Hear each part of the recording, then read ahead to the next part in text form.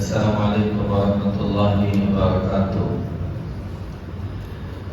الحمد للہ کفا وسلام علی عبادہ الذین اصطفیٰ، اما بعد۔ معزز سامعین کرام، پردہ نشین خواتین، سورۃ الانفال کے آیت نمبر 2 اور 3 کے اندر اللہ رب العزت نے مومنین کے 5 صفات کا بیان کیا۔ ہم اور آپ کو بھی انہی 5 صفتوں کو اپنانے کی ضرورت ہے۔ وہ 5 صفت کیا ہیں؟ انما المؤمنون الذین اذا ذکر اللہ وجلت قلوبهم، بے شک ایمان والے وہ ہیں، مومن وہ ہیں کہ جب ان کے سامنے اللہ کا ذکر کیا جاتا ہے تو ان کے دل لرز جاتے ہیں، کانپ جاتے ہیں، دہل جاتے ہیں۔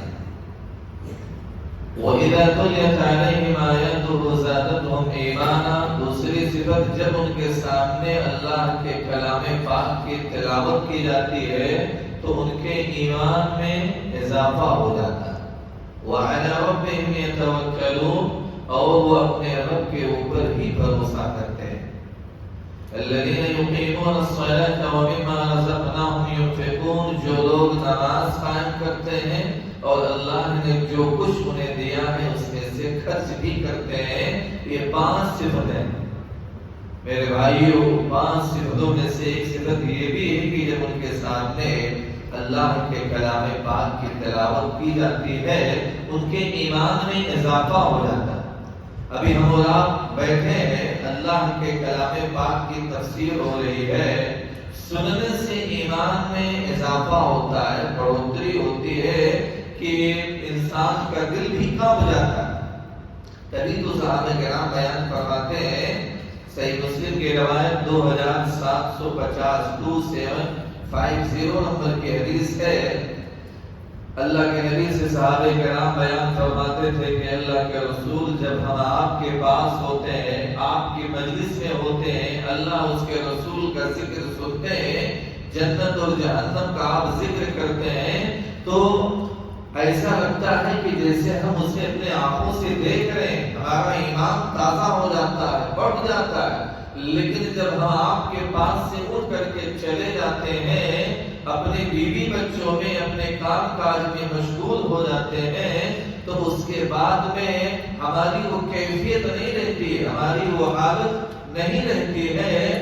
تو اللہ کے نبی صلی اللہ علیہ وسلم نے بیان فرمایا، اے میرے صحابہ، انسان کی حالت بدلتی رہتی ہے، انسان کی حالت ایک جیسی نہیں رہتی ہے۔ اگر تمہاری وہی حالت تمہارے گھروں میں بھی رہے جس طریقے سے میرے پاس رہتے ہوئے رہتی ہے تو تمہارے پاس فرشتے تمہارے بستروں پر یا تمہارے راستوں میں سلام کرنے کے آ جائیں گے، وہ فرشتے تم سے مصافحہ کریں گے اگر تمہاری وہی حالت ہو جائے۔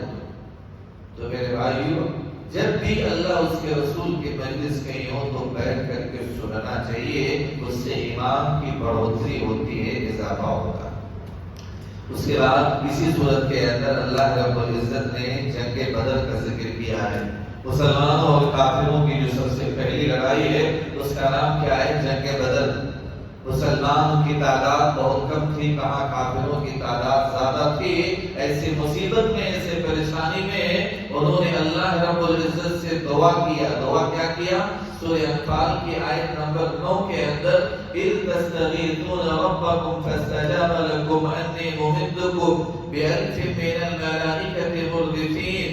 یاد کرو اس وقت کو جب تم اپنے رب سے فریاد کر رہے تھے، دعا کر رہے تھے تو اللہ نے تمہاری دعا سن لی اور کہا کہ میں تمہاری مدد 1000 فرشتوں کے ذریعے سے بھیج کر کے کروں گا جو لگاتار چلے آئیں۔ فرشتوں کی مدد میرے بھائی، اور وہ بھی 1000 فرشتوں کو بھیج کر۔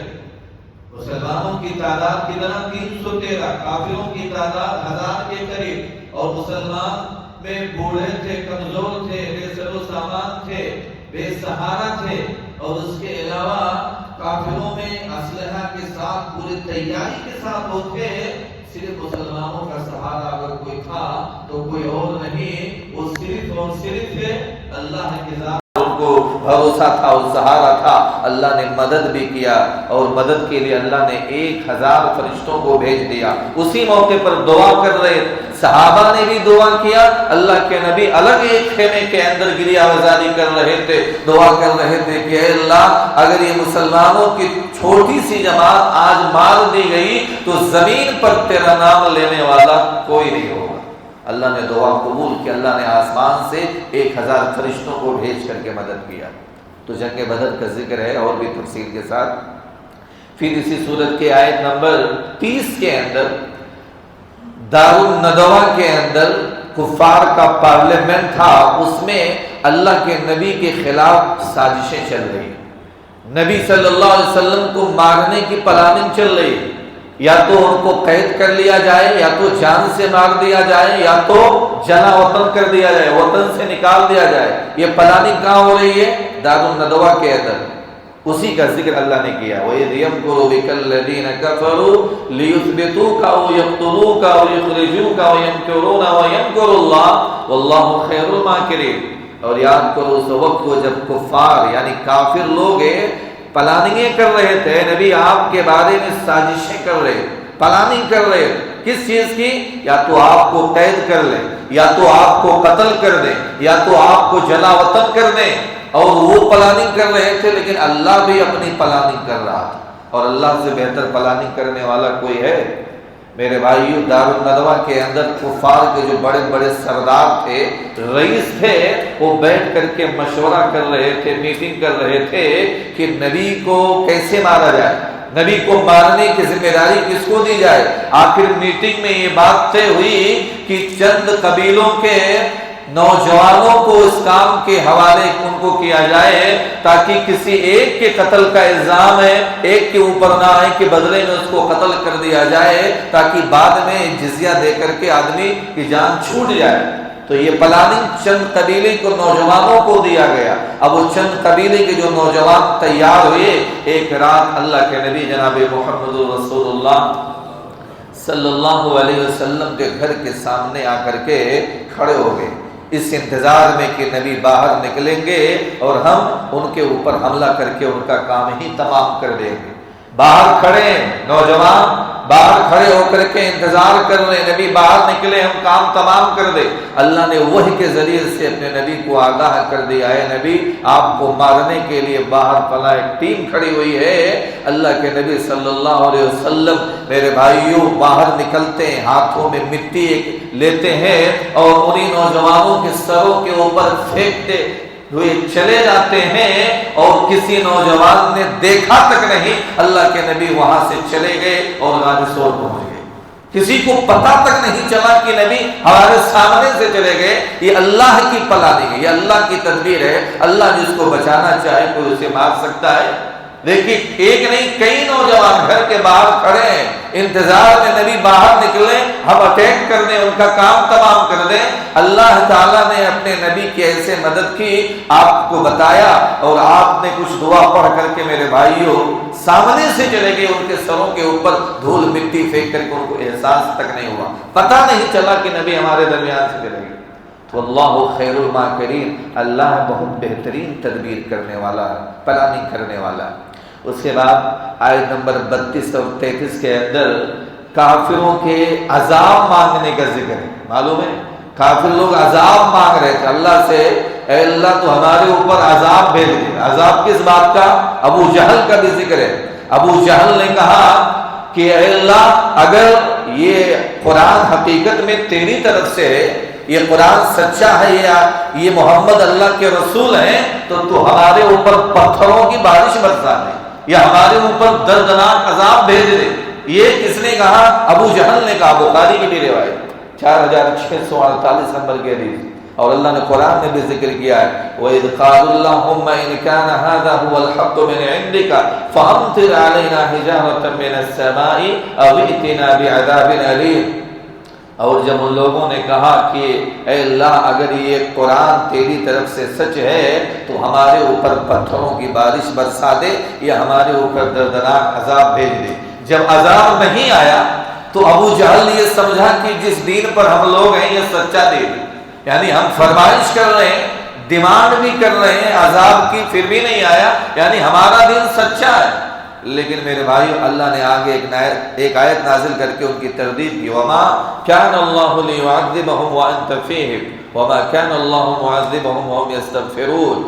اللہ نے کہا اے نبی، اللہ تعالیٰ ان کو عذاب اس وقت تک نہیں دے گا جب آپ ان کے درمیان میں موجود، یعنی نبی کا ان کے درمیان میں موجود ہونا یہ اس بات کی دلیل ہے کہ اللہ اس قوم پر عذاب نہیں بھیجے گا، اور جب تک وہ استغفار کرتے رہیں گے تب بھی اللہ ان کو عذاب نہیں دے گا۔ یعنی دو باتیں، جب نبی کا موجود ہونا اور استغفار کرنا، یہ دو باتیں جس کے اندر پائی جائیں گی، اللہ اس قوم کے اوپر عذاب نہیں بھیجے گا۔ بھلے ہی عذاب مانگ رہے ہیں، اے نبی آپ ان کے درمیان میں ہیں، موجود ہیں، میں کیسے عذاب بھیجوں؟ تو میرے بھائیو، اللہ رب العالمین نے عذاب نہیں بھیجا، لیکن اللہ کا وہی دین سچا دین۔ اس کے بعد میں سورۃ التوبہ کی تلاوت کی گئی ہے۔ سورۃ التوبہ کے اندر آیت نمبر 17-18 کے اندر اللہ رب العزت نے مسجد کی تعمیر کون کرے گا، کون بناتا ہے، کون آباد کرتا ہے، اس کا ذکر ہے۔ ما کان للمشرکین ان یعمروا مساجد اللہ۔ اللہ نے کہا کہ مشرک کا کام نہیں ہے کہ وہ مسجدوں کو آباد کرے۔ مسجد آباد مشرک کریں گے؟ نہیں، وہ تو اپنے کفر پہ اوپر ہی گواہ ہے۔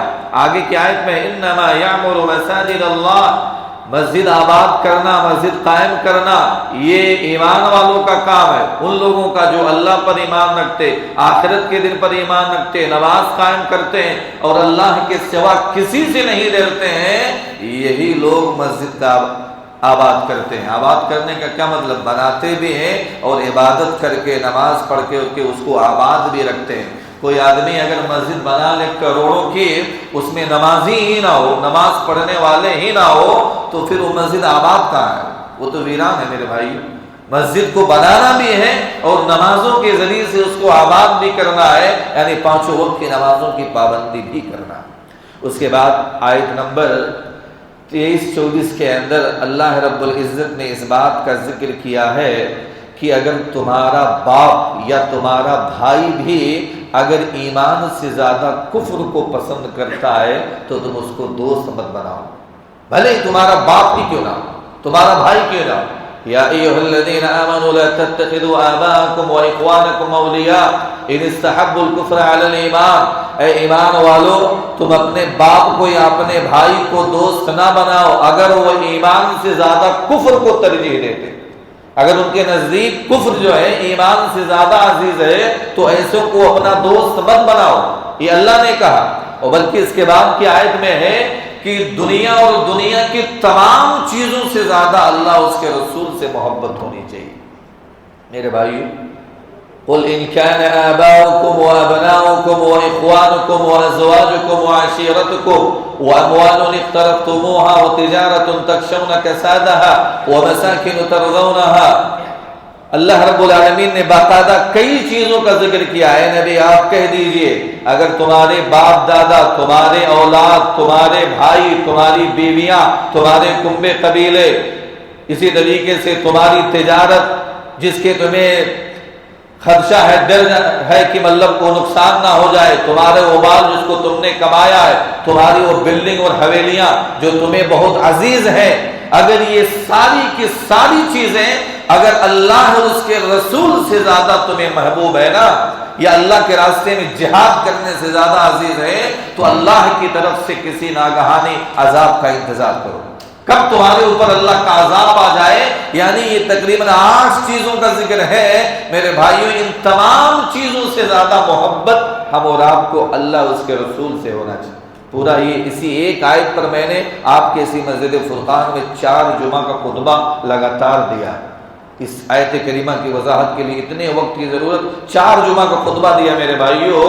تو تمام چیزوں سے زیادہ اس وقت کسی کا ایمان ہی صحیح نہیں ہو سکتا ہے، لا یؤمن احدکم حتی اکون احب الیہ من والدہ وولدہ والناس اجمعین، بخاری کی حدیث نمبر 14، تم میں سے کوئی آدمی اس وقت تک کامل ایمان کہلانے کا حق رکھتا ہی نہیں ہے جب تک کہ میں، اللہ کے نبی نے کہا، میں اس کے نزدیک اس کے ماں باپ سے، اس کے عز و احباب، دنیا اور دنیا کی تمام چیزوں سے زیادہ محبوب نہ بن جاؤں، اس کا ایمان ہی کامل نہیں۔ تو میرے بھائیو، اگر ایمان کامل ہے تو دنیا اور دنیا کی تمام چیزوں سے زیادہ ہم اور آپ کو اللہ کے نبی سے محبت کرنی چاہیے۔ اس کے بعد آج کے درس کا آخری پوائنٹ ہے جو آخری رکعت میں تلاوت کی گئی ہے، آیت نمبر 26 کے اندر اللہ رب العالمین نے بیان فرمایا، اللہ کے نبی کی زندگی کے اندر ایک لڑائی لڑی گئی ہے، اس جنگ کا نام ہے غزوہ حنین۔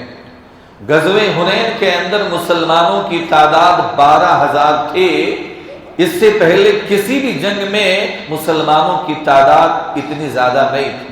مسلمان تیار بھی تھے، کافروں کی تعداد کم تھی، مسلمانوں میں 2,000 کے قریب کچھ نیو مسلم بھی تھے، لیکن مسلمانوں کو اپنی طاقت پہ ناز آ گیا، اپنی تعداد، کثرت تعداد پہ کہ آج ہمیں کون ہرا سکتا ہے، آج تو ہم تیار بھی ہیں، ہمارے پاس اسلحہ ہتھیار بھی ہے، ہماری تعداد بھی زیادہ ہے، آج ہمیں کوئی نہیں ہرا سکتا ہے۔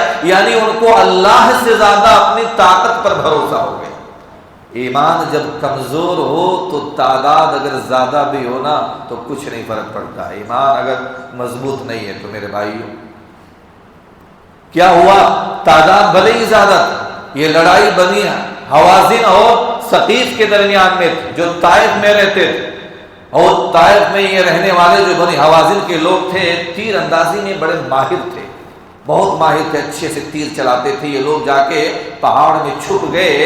جب یہ 12,000 مسلمانوں کا لشکر وادی حنین میں پہنچا، انہوں نے جب اندر سے تیر چلانا شروع کیا تو مسلمانوں کا 12,000 کا لشکر تتر بتر ہو گیا، سب جان بچا کر کے بھاگنے لگے۔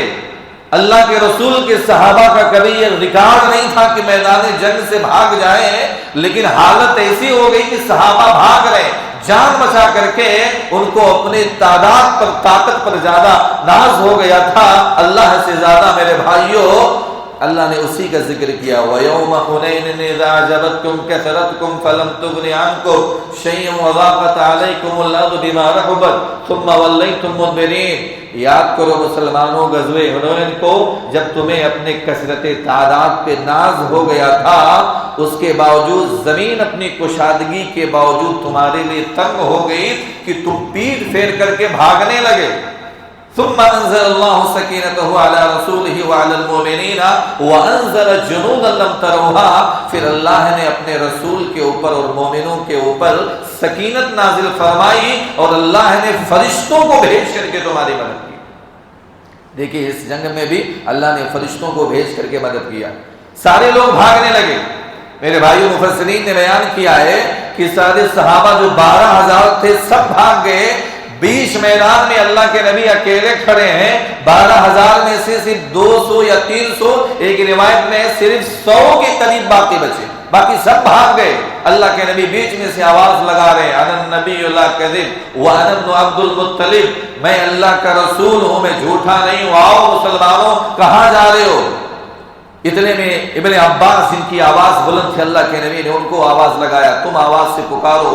میرے بھائیوں، بعد میں انہوں نے آواز سے پکارا، مسلمانوں نے اس آواز کو سنا، دوبارہ آئے، اللہ نے پھر سے ایک ہوا ایسی چلا دی کہ مسلمانوں کے دل مضبوط ہو گئے، اور جو جنگ ہار رہے تھے، بھاگ رہے تھے، اللہ نے فرشتوں کے ذریعے سے مدد کیا، اور پھر مسلمان اس جنگ کو جیت گئے۔ تقریباً 6,000 لوگوں کو تو انہوں نے قید کر لیا، کافروں کو، مسلمانوں نے ان کے کافروں کے اتنے لوگوں کو قید کر لیا۔ میرے بھائیوں، تو اس میں ہم اور آپ کو یہ نصیحت ملی، اللہ سے زیادہ کسی کو اپنے طاقت پر بھروسہ نہیں ہونا چاہیے۔ مسلمانوں کو یہاں اس جنگ میں یہ اپنی کثرت تعداد پہ ناز ہو گیا تھا کہ آج تو ہماری تعداد ہی زیادہ ہے، ہم تیار ہیں، ہمیں کوئی نہیں ہرا سکتا ہے۔